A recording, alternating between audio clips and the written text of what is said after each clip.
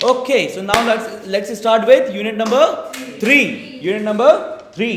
Unit number 3 की बात करते हैं जिसमें आता है other essential elements of a contract. यहाँ पर जब भी अदर इसेंशियल एलिमेंट्स की बात की जाती है ना तो वो 4 पार्ट्स में कवर्ड है। बाय कॉम्पिटेंट पार्टीज होना चाहिए, ठीक है। दूसरा फ्री कंसेंट होना चाहिए। तीसरा लॉफुल ऑब्जेक्ट इन कंसिडरेशन होना चाहिए। और चौथा not expressively declared as void होना चाहिए।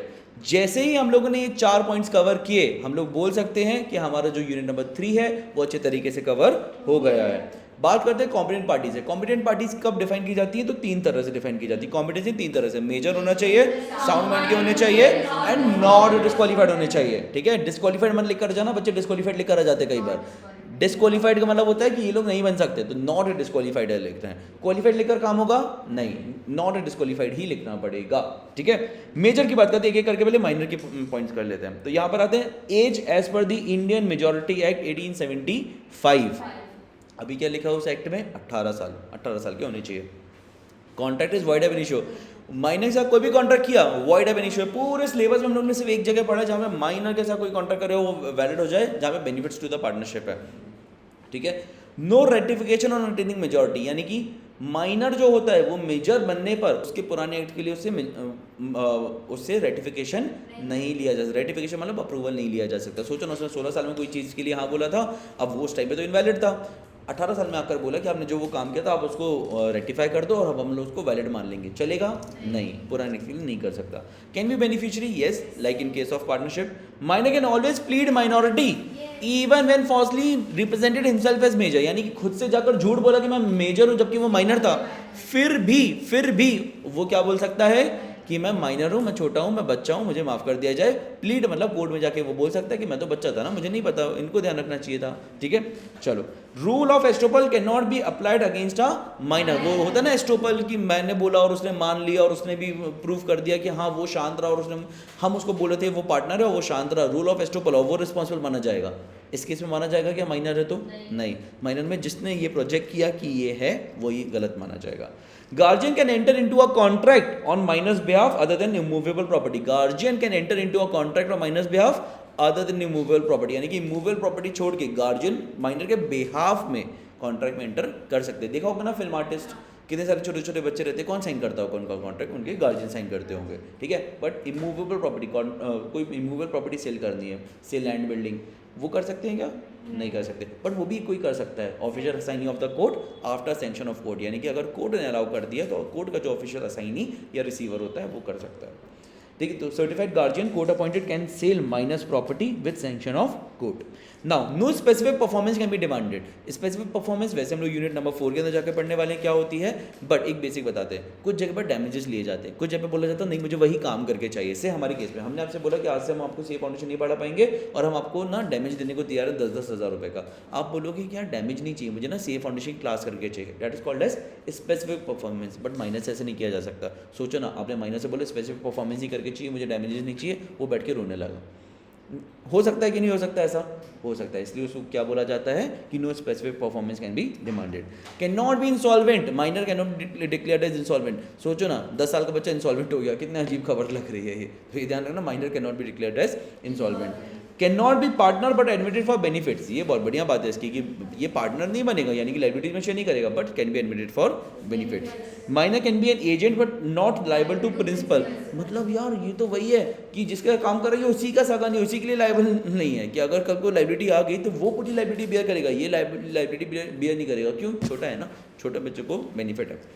माइनर कैन ड्रॉ, छोटा और बच्चा बोलना एक साथ थोड़ा सा गड़बड़ हो जाता है ना, बच्चा मतलब बाय डिफॉल्ट छोटा, ठीक है। माइनर कैन ड्रॉ डिलीवर और endorse negotiable instrument without himself being liable. अच्छा, ड्रॉ चेक में साइन कर दिया, माइनर ने जाकर दे दिया, लायबल कहलाएगा? गलत निकला? नहीं। एंडोर्स कर दिया, किसी और को ट्रांसफर कर दिया, लायबल कहलाएगा? नहीं। Minor can not bind parent और guardian unless minor acting as agent, यानी कि वो हमने एक एग्जांपल लिया था जहाँ पे माइनर जो है वो एजेंट की तरह एक्ट कर रहा था और उसने कुछ काम किया, अब इसके लिए जो उसके प्रिंसिपल है या इन दिस केस पेरेंट्स है वो रिस्पॉन्सिबल माने जाएंगे। जैसे कि घर में हमने बोला था, काम करवाते करवाते पेरेंट्स इसको एजेंट बना कर गए कि आप ना जो ये बोलेगा छोटा बच्चा ये कर लीजिएगा, ठीक है। छोटे बच्चे ने कुछ ना कुछ गड़बड़ काम करवा दिया, parents would be liable, yes, because this minor was acting as agent, otherwise कहीं पर भी लायबिलिटी नहीं आती है, ठीक है। चलो, joint contract of minor and adult, only adult would be liable. अगर जॉइंट कॉन्ट्रैक्ट है जहाँ पे एक माइनर को कुछ परफॉर्मेंस करनी है, कुछ एक अडल्ट को करनी है, तो इन दोनों ने नहीं किया मिलकर, या माइनर ने अपना शेयर भी नहीं किया, कौन responsible? This adult would be responsible. Surety of minor is liable to third party. Surety अभी हम लोग जाकर पढ़ेंगे आने वाली यूनिट्स में श्योरिटी क्या होता है, बट अगर माइनर का कोई श्योरिटी जिसने ये गारंटी ली हुई है कि अगर ये नहीं चुका पाया पैसा तो मैं चुकाऊंगा, तो this surety person would be liable towards third parties. Generally ऐसा नहीं होता, जनरली जब ये नहीं चुका पाएगा तब श्योरिटी चुकाएगा, बट माइनर के केस में हमेशा this person is liable. Minor can not become share holder unless by way of transfer of fully paid shares to him. जैसे अगर आज की डेट में द लैंड ऑफ लर्नर्स ने अपने शेयर्स बेचे, ठीक है, और किसी माइनर के पास पैसा हो, वो खरीदना चाहता है, क्या वो खरीद सकता है? नहीं। माइनर कब शेयर खरीद सकते हैं? जब फुल्ली पेड शेयर उनको ट्रांसफर करवाए जाए। से किसी के पैसे ने खरीदे और उसके अपने बच्चे को ट्रांसफर कर दिया, तो वो चलेगा। फुल्ली पेड होने चाहिए, पार्टली पेड चलेगा नहीं, क्योंकि उससे पैसे डिमांड नहीं करवाए जा पाएंगे ना आगे, इसलिए नहीं चलेगा, ठीक है। Minor is liable for torts. Torts मतलब other than breach of contract, other than breach of contract. ध्यान रखोगे इस चीज को, ये हो गया माइनर के बारे में। Okay, so now let's move to the second point which is sound mind. अब देखो ये जो साउंड माइंड है ना, ये बड़ा ही ऐसा टॉपिक है जिसमें ना आपको बहुत कीवर्ड्स याद रखने पड़ेंगे। यानी कि सबसे पहले साउंड माइंड का मतलब क्या होता है? Rational thinking, rational decision making, है ना। So capable of understanding and forming a rational judgement, इसको बोला जाता है कि वो इंसान साउंड माइंड का है। इसमें अगर वो यूजुअली अनसाउंड माइंड का है बट कभी कभी साउंड माइंड का है, तो कब कब उसे कॉन्ट्रैक्ट किया जा सकता है? जब कब वो साउंड माइंड का है। यूजुअली साउंड है, ओकेजनली अनसाउंड है, तो कब करना चाहिए? कैन नॉट मेक, नहीं, यहाँ पे can not make unless he is of, can not make when he is of unsound mind, यानी कि ओनली तब जब वो साउंड माइंड का है, सिर्फ तब रखना है, ठीक है। Okay, not disqualified. फॉरेन सोवनर्स, foreign ambassadors, alien enemy, convicts, insolvent, self defined terms हैं, ये लोग नॉट डिस्क्वालीफाइड हैं, ठीक है। मतलब ये लोग डिस्क्वालीफाइड माने जाएंगे, इनके अलावा जो है वो सारे नॉट डिस्क्वालीफाइड होते हैं, ठीक है। चलो, ओके, ये बताओ अगर साउंड माइंड का इंसान नहीं और उसके साथ कॉन्ट्रैक्ट किया, कॉन्ट्रैक्ट वॉइड है कि वॉइडेबल है? वॉइड है, श्योर? वॉइड है, वॉइडेबल नहीं है। क्यों? अनसाउंड माइंड के साथ किया तो वॉइड है। अरे क्यों? पर क्यों? क्योंकि इंडियन कॉन्ट्रैक्ट में बोला है, ठीक है। As per the Indian contract it is specifically mentioned that a contract with unsound mind is void. देखो, रेगुलर क्लास में हम लोगों ने इसके बहुत डिटेल रीजन डिस्कस किए, बट जब हम लोग यहाँ पे बात कर रहे हैं तो हम लोग को क्या है, हम लोग को ना बहुत क्रिस्प आंसर्स में डिस्कस करना है, ठीक है। चलो बात करते हैं, और ये वही आंसर होने चाहिए जो आपको एग्जाम में लिख कर आने हैं। चलो फ्री कंसेंट की बात करते हैं। फ्री कंसेंट, ये ध्यान रखिए guys, specially guys in the class, free consent का मतलब क्या होता है? फ्री कंसेंट का मतलब क्या होता है? इन द सेंस, अच्छा, agreeing on the same things in the same sense, उसको बोला जाता है फ्री कंसेंट, ठीक है। तो agreeing upon the same thing in the same sense, that is called as free consent. Free consent के 5 exceptions हैं कि कब कब फ्री कंसेंट नहीं मानी जाती है। एक्सेप्शन नहीं बोलेंगे, एक्सक्लूजन्स हैं। हाँ भाई, पहला कोअर्जन, दूसरा अनड्यू इन्फ्लुएंस, तीसरा मिसरिप्रेजेंटेशन, चौथा फ्रॉड, मिस्टेक, ठीक है। अभी ध्यान से समझना, सबसे पहले बात करते हैं इनमें से कोई 4 ऐसे हैं जिसमें कॉन्ट्रैक्ट वर्डेबल हो जाता है। कौन कौन सा? Coercion, undue influence, misrepresentation, fraud. कोई भी ऐसे याद मत रखना शुरू के 4, क्योंकि शुरू के 4 में अगर तुम लोगों ने नीचे का मिस्टेक ऊपर डाल दिया गलती से, तो आंसर कुछ का कुछ हो जाएगा। और अपने को रटना नहीं है ना, अपने को समझ का, अपने इतनी मेहनत की है समझने को लेकर, तो अपन समझ कर आंसर करेंगे। ये 4 है ना, क्यों अभी अपन एक एक करके पढ़ते हैं। मिस्टेक में कुछ अलग कहानी चलती है, वो हम लोग अभी जाकर देखेंगे। कोअर्जन क्या होता है? कोअर्जन, कमिटिंग और threatening to commit any act which is forbidden by Indian penal code. कुछ टाइम में इसमें चेंज होना चाहिए, और क्या लिखकर आना चाहिए? फॉरबिडन बाय भारतीय न्याय संहिता भी है ना, इंडियन पीनल कोड में थोड़ा सा चेंज आया है। और अनलॉफुल डिटेनिंग और threatening to detain any property, रख लिया या धमकी देती कि आपकी प्रॉपर्टी रख लेंगे। और ये आप लोगों ने कुछ मूवीज में देखा है ना, डरा धमका के काम करवा लेते हैं, that is called as coercion. या तो फिर कोई भी ऐसा काम किया या धमकी दी जो कि इंडियन पीनल कोड अलाउ नहीं करता। आपने देखा यहाँ पे गर्दन में चाकू रख के बोला साइन कर दो, साइन कर दिया, ये कोअर्जन है, अवॉइडेबल है। सामने वाला जाके कभी भी पुलिस स्टेशन में कंप्लेन कर सकता है कि ऐसा ऐसा किया था इसने हमारे साथ, इसलिए हमने साइन कर दिया जान बचाने के लिए, अब नहीं अग्री करते हैं, ठीक है। चलो, with the intention of causing any person to enter into an agreement. सोचो ना, आपने बोला कि और उसने मैंने ना गर्दन में चाकू रखी हुई थी, तो सामने वाले ने ना आपका रिपोर्ट जो लिख रहे थे, उन्होंने बोला कि यार ये तो ना मर्डर, अटेम्प्ट टू मर्डर का केस है। आप बोलो ना ना ना, उसने कॉन्ट्रैक्ट साइन करवाया, जैसे ही साइन कर दिया बहुत भला आदमी था, घर छोड़ के गया, ठीक है। तो ये ध्यान रखना, कोवर्जन और अटेम्प्ट टू मर्डर, है ना, ये दोनों आप ऐसे ध्यान रखना कि आपको आंसर कैसे लिखना है, आपको ये ध्यान रखना है।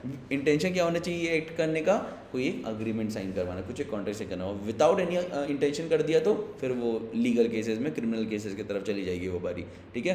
तो सोचो ना, सड़क पे चलते चलते किसी ने आपको बोला कि गर्दन में चाकू रखियो, बोला जो भी है वो दे दो, कोवर्जन था? हाँ, कोवर्जन है? नहीं, ये क्राइम है ना, ये क्राइम है। और उन्होंने सड़क पे फिर से रोका, गर्दन पे चाकू रखियो, बोला यार वो अग्रीमेंट साइन करो, और आपने कर दिया, वो क्या है? कोवर्जन है। बस ये ध्यान रखना, ठीक है। चलो, coercion might be directed as by third party as well, मतलब जरूरी नहीं आप खुद ही करो तो ही चलेगा। कुछ लोग अपना नाम बचाना चाहते हैं, वो बोलते हैं मैं नहीं करूँगा यार, तुम कर दो, ठीक है, मैं नहीं डराऊंगा धमकाऊंगा। हमने इनको बोला कि आप जाइए डरा के धमकाइए। सोचो ना यार, हमारी फीस नहीं दे रहा था कोई बच्चा, हमने पता क्या किया, हमने ना एक स्टूडेंट को बोला कि यार आप जाके उसको डरा धमका दो और बोलो ना फीस दे दे। हमारे ऊपर वो केस करने आया कि कोवर्जन है, हमने किया नहीं, तो can be done by third party. इसका मतलब ये है बच नहीं गए हम, इसका मतलब है कोई थर्ड पार्टी भी हमारे पे हमें कोवर्जन करता है तो भी हम फंसेंगे। समझ में आया? ठीक है। Threat to commit suicide is also coercion. नस काट लूंगा मैं अगर तुमने हाँ नहीं बोला। थ्रेटनिंग टू कमिट सुसाइड क्या है ये? Contract is voidable. और थोड़ा लो एनर्जी में बोलो, हाँ, और थोड़ा लो एनर्जी में बोलते हैं हम लोग, जिससे हम लोग को ये पूर्ण तरह से इस्टेब्लिश हो जाए कि हम लोग जो है वो एक लो एनर्जी ग्रुप है और हम लोगों को नहीं पढ़ना है। कैसी बातें कर रहे हो आप लोग? Please show some energy. चलो, अनड्यू इन्फ्लुएंस, बहुत शानदार, कोई रिस्पॉन्स नहीं आया। फिर से शो सम एनर्जी। किसी ने नोटिस नहीं किया हमने सम को शम बोल दिया। Thank you so much. चलो आगे बढ़ते हैं। Undue influence, बस undue influence. Okay, when one party is in a position to dominate the will of the other and he uses that position to obtain unfair advantage, यानी कि किसी एक के पास ऐसी कोई पावर थी जिससे वो दूसरे की क्या मैनिपुलेट कर सकता था? विल डोमिनेट कर सकता था, और उसने कर दिया, ठीक है। ये सब मत लिख कर आना बस कि एक के पास पावर थी दूसरे की विल डोमिनेट करने की तो ये हो गया जी हमारा अनड्यू इन्फ्लुएंस। नहीं, उसने वो पावर यूज़ की और अनड्यू इन्फ्लुएंस किया। जैसे टीचर और स्टूडेंट का होता है, जैसे एम्प्लॉयर और एम्प्लॉई का होता है, जैसे फादर और सन का होता है, ठीक है, जैसे मदर और डॉटर का हो सकता है, मदर और सन का भी होता है, ठीक है। तो ये ध्यान रखना, ऐसे में क्या बोला जाएगा? क्या हुआ है? Undue influence. Please do not try these stunts at home. बिल्कुल भी घर पे बोलने की ज़रूरत नहीं है जब आपको डराया धमकाया जाए कि आप मेरे साथ अनड्यू इन्फ्लुएंस कर रहे हैं और ये कानूनी सज़ा है और ये वॉइडेबल रहेगा। ऐसा बिल्कुल भी घर पे ट्राई ना करें। अदरवाइज़ कल अगर आप लोग नहीं आ पाते हैं यहाँ पे या चोट खाकर आते हैं तो आई एम नॉट रिस्पॉन्सिबल, ठीक है। चलिए, हाँ चलिए ध्यान रखते हैं। Burden of proof is on the, सुनो, burden of proof is on the party who decides to avoid the contract. यानी कि जो बोल रहा है ना मेरे साथ गलत हुआ, मेरे साथ प्रताड़ना हुई है, वो जो प्रताड़ित व्यक्ति है ना, वो बोलेगा कि ये कॉन्ट्रैक्ट, वो प्रूफ करेगा कि यार यहाँ पर ना हमारे साथ क्या हुआ था, अनड्यू इन्फ्लुएंस हुआ था, ठीक है। कई बार यार एम्प्लॉई भी तो एम्प्लॉयर को मैनिपुलेट कर सकता है ना, तो जो भी कॉन्ट्रैक्ट वैलिड बाहर आने की कोशिश कर रहा है ना, वो बोलेगा यार इसने ना मुझे ऐसा बोला था और इसीलिए मैं मान गया था, ठीक है। चलो, फ्रॉड इज डिसीविंग मतलब क्या होता है? धोखाधड़ी नहीं, धोखा देना, ठीक है। हाँ, fraud is deceiving by way of suggestion without believing to be true. कुछ ऐसा बोल दिया जो आपको पता था सत्य नहीं है। क्या आप ऐसा बोलते हो? कई बार बोलते होगे, हमसे तो बोल ही देते हो, होमवर्क कर लिया बट नहीं किया, आपको पता है नहीं किया, ठीक है, और फिर आपने बोल दिया किया। क्या है वो? फ्रॉड है। और आपको पता ही नहीं था आपने किया कि नहीं किया, आपको याद ही नहीं था, आप ना थोड़ा सा वैसे 15 minute short term memory loss पे जा रहे थे, वो मिसप्रेजेंटेशन होता है, ठीक है। Active concealment of fact. अब सुनना, एक्टिव कंसीलमेंट ऑफ फैक्ट और कंसीलमेंट ऑफ फैक्ट में क्या फ़र्क होता है? हमने आपसे बोला कि यार आप उसके बारे में हमें थोड़ा सा बताइए, किसके बारे में? लॉ सब्जेक्ट के बारे में, कि आपने कैसी पढ़ाई की हुई है, आप हमें बताएं, ठीक है। और आपने बोला, आपने बताना स्टार्ट कर दिया पूरा, ठीक है, आपने पूरा बताना स्टार्ट कर दिया। अब समझना क्या हुआ, आप बताते अचानक से आपके मन से निकल गया कि मॉडल टेस्ट पेपर भी कुछ होते हैं, उसका भी स्टेटस बताना था और आपने नहीं बताया, समझ आता है। बट आपको पता था कि आपने नहीं किया और इसीलिए आपने छुपा के रखी वो इन्फॉर्मेशन। आपने बोला यार अभी पूछेंगे तो गड़बड़ हो जाएगा, तो आपने जानबूझ के छुपा लिया। आपको पता था कि मॉडल टेस्ट पेपर भी पूछ रहे हैं और आपने नहीं बताया, सिर्फ इसलिए कि यार अगर पूछेंगे तो बता देंगे, नहीं तो रहने देते हैं। क्या किया आपने? Fraud. That is active concealment of fact. और आपने बताते आपसे एक इन्फॉर्मेशन छूट गया, क्या वो फ्रॉड है? नहीं, ये ध्यान रखना, ठीक है। Promise without intention to perform, कई बार आपने वादा कर दिया और आपका कोई इंटेंशन नहीं था परफॉर्म करने का, राइट? अगर ऐसा हुआ है तो वो भी एक फ्रॉड है। Any other act to deceive as prescribe by law, any other act to deceive by as prescribe by law, हमने बोला था ना 350 के ऊपर आईपैड, सो जो प्रॉमिस कर दिया और हमारा कुछ वो था ही नहीं विलिंगनेस उसको परफॉर्म करने का, क्या कहलाया जाएगा? फ्रॉड। ठीक है, हमने फ्रॉड किया है क्या? बिल्कुल नहीं किया बच्चों, ऐसे नहीं बोलते, बिल्कुल फ्रॉड नहीं किया। 350 के ऊपर लाओगे, मैं तुम लोगों को पर्सनली जाकर दिला कर लाऊंगा आईपैड, ठीक है, कोई टेंशन की बात नहीं है। Any other act to deceive as prescribe by law, क्या बोला किसी ने? कुछ आवाज़ आई हमें? 200 के ऊपर, 200 के ऊपर, ओके ठीक है, चलो। मतलब ऐसी बातों पे हम क्या ही जवाब दें, हमारे मन से ये आवाज़ आती है। चलो, whether silence is fraud, whether silence is fraud. तो नेक्स्ट टाइम से एक काम करते हैं हम लोग ना, जो भी हमारे एडमिशन लेगा उसी को आईपैड दे देते हैं, ऐसा कर लेते हैं, ठीक है? एडमिशन लिया और आईपैड डन, ठीक है ठीक है, ओके। हाँ, और ज़्यादा एडमिशन होंगे, बहुत बढ़िया। क्या इसीलिए आप लोग को पढ़ाई करना बहुत ज़रूरी है अभी, मुझे लगता है, ठीक है, क्योंकि आप लोग को अभी बेसिक कुछ नहीं समझ रहे हैं, तो आप लोग पढ़ाई कर लीजिए अभी, है ना? एडमिशन बढ़ जाएंगे, इतना ही समझ में आया आप लोगों को इससे, तो फीस बढ़ा देना, सही बात है।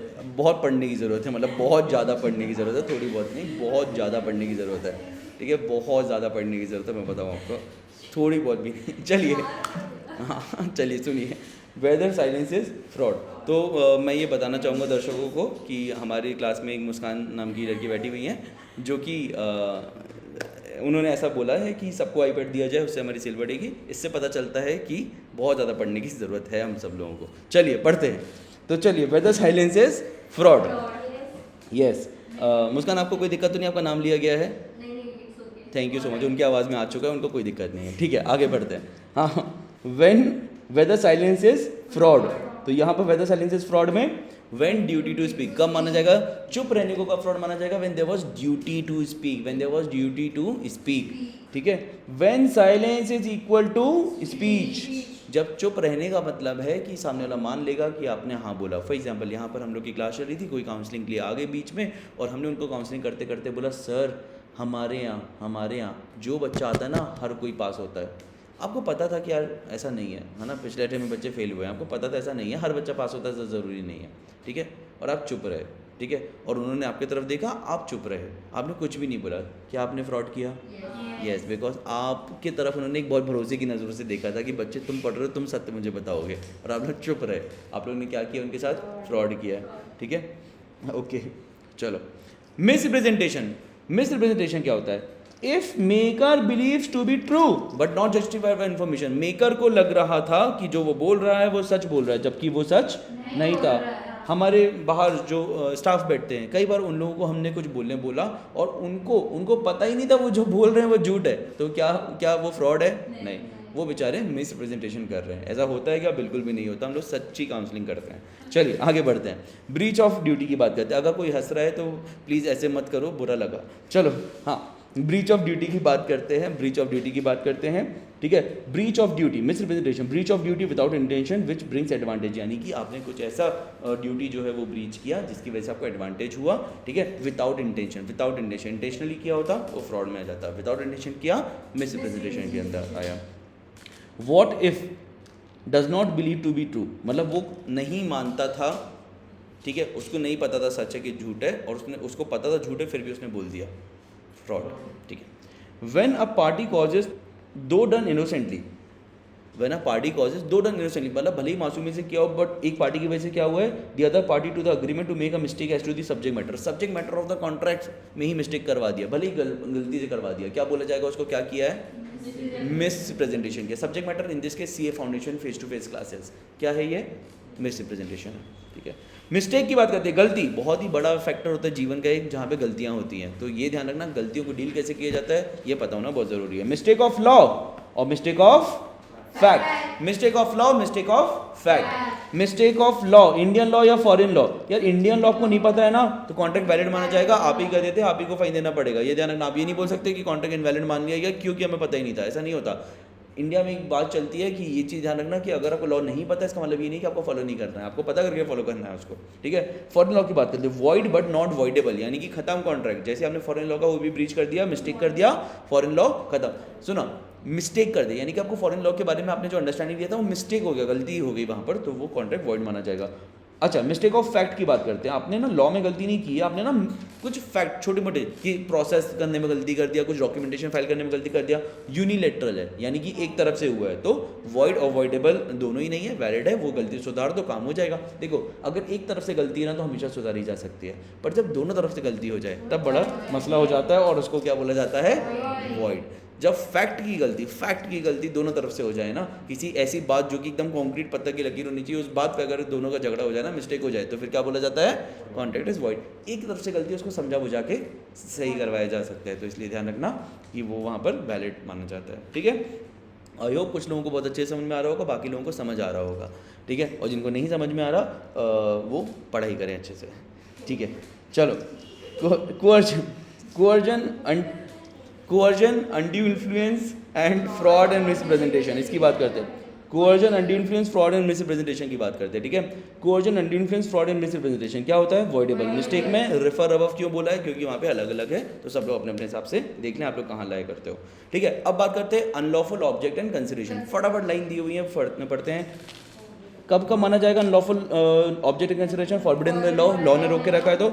If permitted it would defect the provisions of law, यानी कि अगर अलाउ कर भी दिया तो लॉ ही फेल हो जाएगा। जैसे जैसे कुछ केसेस में क्या हो सकता है, समझना, कुछ केसेस में क्या हो सकता है, कहीं लॉ में लिखा है कि ना सोचो ना, कहीं पर ऐसा जहाँ पर आपको लग रहा है कि यार लॉ में मना किया गया एकदम, मतलब ये कर ही नहीं सकते, ऐसा कहीं पर इफ़ ये अलाउ कर दिया तो लॉ ही खराब हो जाएगा, उसको अनलॉफुल ऑब्जेक्ट कंसिडरेशन माना जाएगा। बताओ ना कहाँ पर, नहीं, ऐसा नहीं। आपने कुछ ऐसे एक्ट अलाउ किया जो अगर आपने अलाउ कर दिया तो लॉ खराब हो जाएगा, भले दिखेगा नहीं कि लॉ गड़बड़ हो गया है, बट लॉ ही फॉलो नहीं होगा, कंप्लाइंस नहीं होगा, नॉन कंप्लाइंस ऑफ लॉ हो जाएगा। सोचो कहाँ हो सकता है ऐसा, माइनर की एज में, नहीं, वो अपना नहीं है ना, वो गवर्नमेंट डिसाइड करती है। क्या हो सकता है ऐसा जहाँ पर आपको लगे कि यार होता ना, अगर इसको अलाउ कर दिया ना तो प्रोविजंस ऑफ लॉ जो है वो डिफेक्ट हो जाएंगे, यानी कि नॉन कंप्लाइंस हो जाएगी, अलाउ ही नहीं करना चाहिए इस चीज़ को। तो नहीं, अगर अलाउ कर दे, देखो आपने जो किया वो दिखने में लीगल होना चाहिए, बट एक्चुअली उसकी वजह से लॉ जो है ना वो नॉन कंप्लाइंस हो गया। कुछ ऐसा सोचो, 1 मिनट का टाइम ले सकते हैं हम, सोचो क्या बोलते हो। अपन बहुत बड़े लेवल पे सोचो, आप एकदम छोटे लेवल पे सोचो, एकदम रॉ एग्जाम्पल सोचो, आप बैंक के लेवल पर चलेगा, एकदम छोटे लेवल पर सोचो, बताओ कुछ लगता है। चलो एक चीज़ हम बताते हैं, ठीक है। कुछ टाइम पहले ना एक लॉज आए कि 16 साल से नीचे वाले बच्चों को ना प्रोफेशनल कोचिंग में एडमिशन नहीं दिया जा सकता, करेक्ट। अब समझना, हमने एक स्टार्टअप खोला, ठीक है। स्टार्टअप का पर्पस क्या हम आपको बताते हैं। स्टार्टअप का पर्पस है बच्चों को बचपन से सीए बनने के लिए ट्रेन किया जाएगा। जैसे ही बच्चा 5 साल का होता है आप हमारे पास एडमिशन करवाएं, 5 से 15 में आप ट्रेन करूँगा उनको, ठीक है। और जिससे वो 16 साल के बाद सीए की एग्ज़ाम दे पाएँ और एक बार में अच्छे सीए बन पाएँ, एक बार में सीए बने, पास हों और कर पाएँ। और लोग उसमें एडमिशन करवाते हैं। हर दिन क्लास के बाद बच्चा 1 घंटे हमारे पास आएगा और हम उसको ट्रेन करेंगे कि सीए कैसे बनते 5 साल की उम्र से।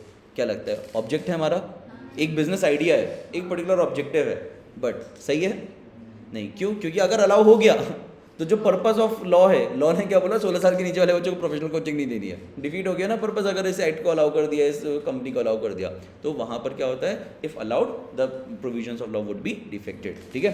फ्रॉडुलेंट, अगर कोई भी चीज़ फ्रॉडुलेंट है तो वो अपोज टू पब्लिक पॉलिसी ना होकर अनलॉफुल ऑब्जेक्ट इन कंसिडरेशन में आ जाएगी।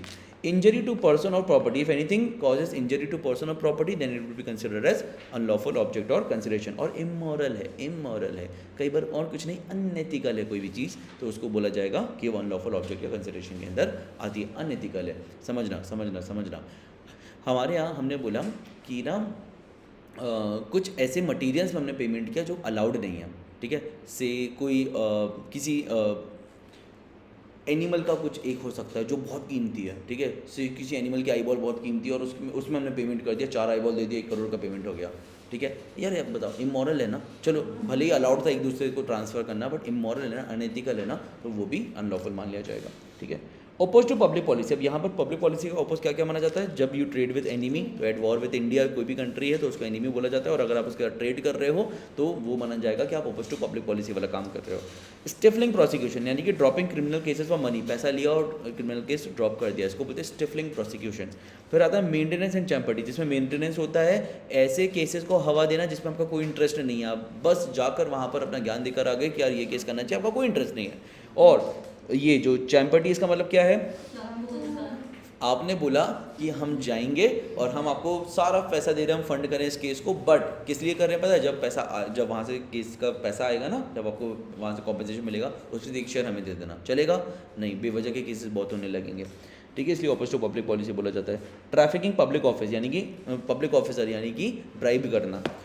टेंडिंग टू क्रिएट मोनोपोलीज, ऐसे कोई काम करना है जिसमें आप चाहते हो कि आपकी मोनोपोली बन जाए, आपके अलावा कोई और ना रहे, तो वो अलाउड नहीं है, उसको ऑपोज टू पब्लिक पॉलिसी माना जाता है। Marriage brokerage agreements, marriage brokerage, marriage bureau provide करना, मैचेस तो करवाना अलाउड है, बट मैरिज ब्रोकरेज मतलब उसके बदले फीस चार्ज करके शादी के लिए एकदम ब्रोकरेज वाली सर्विस देना, वो अलाउड नहीं है। ब्यूरो सर्विसेज अलाउड है, मिलवाना अलाउड है, ठीक है।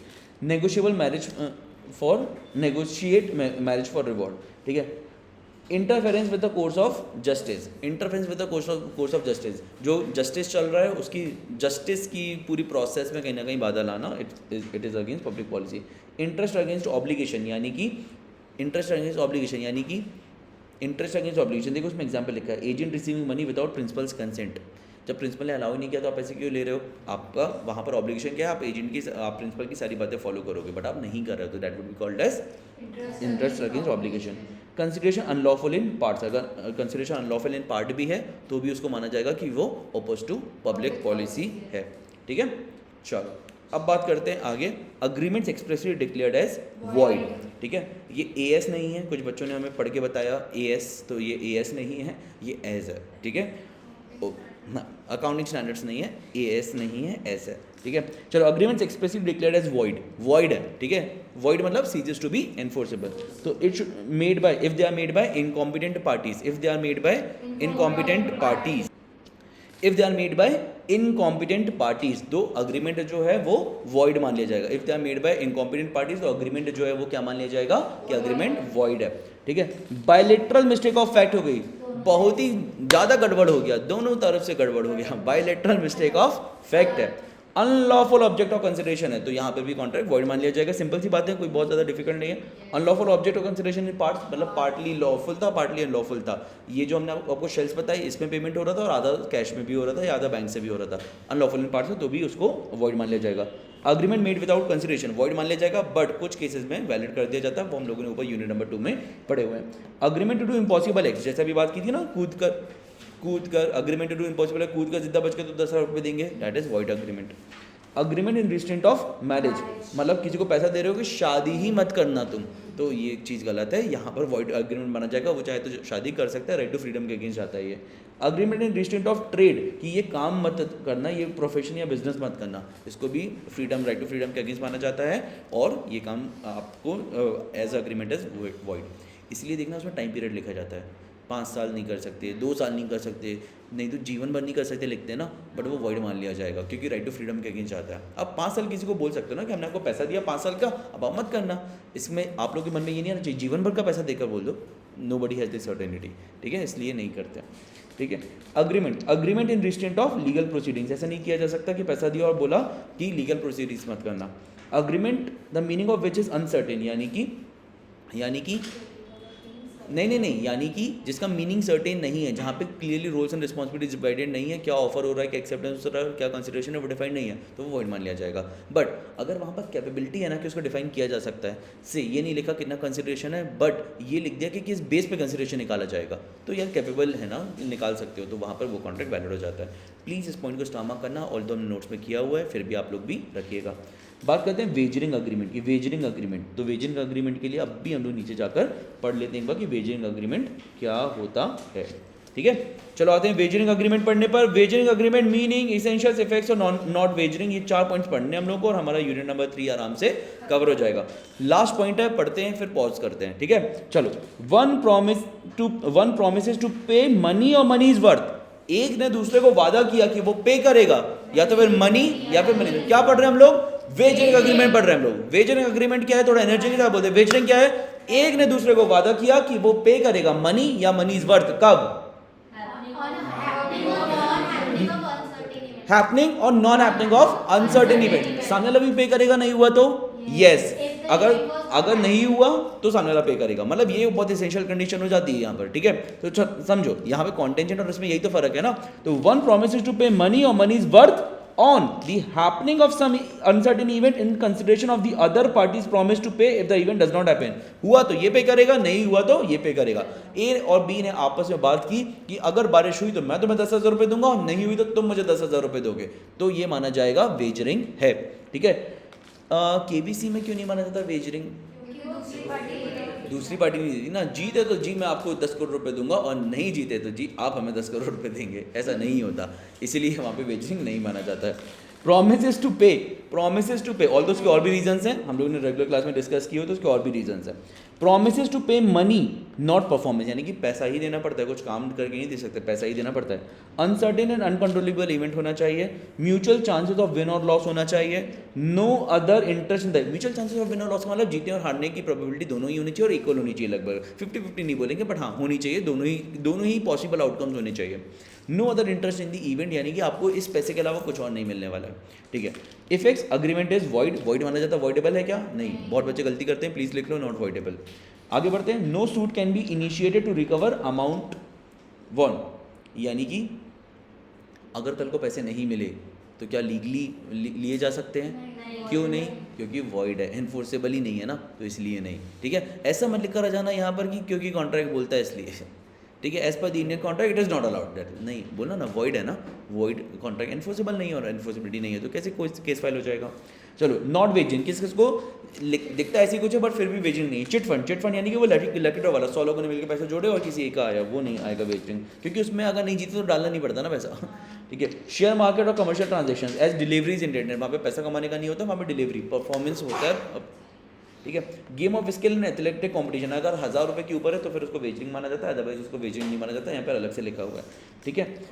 Contract of insurance as purpose is to indemnify, ठीक है, ध्यान रखोगे इस चीज़ को, ओके। तो अभी तक हम लोगों ने बढ़िया तरीके से यूनिट नंबर 3 जो है वो कवर कर लिया है। अब हम लोग आगे बढ़ेंगे और अब हम लोग आएंगे यूनिट नंबर 4 के अंदर। Thank you.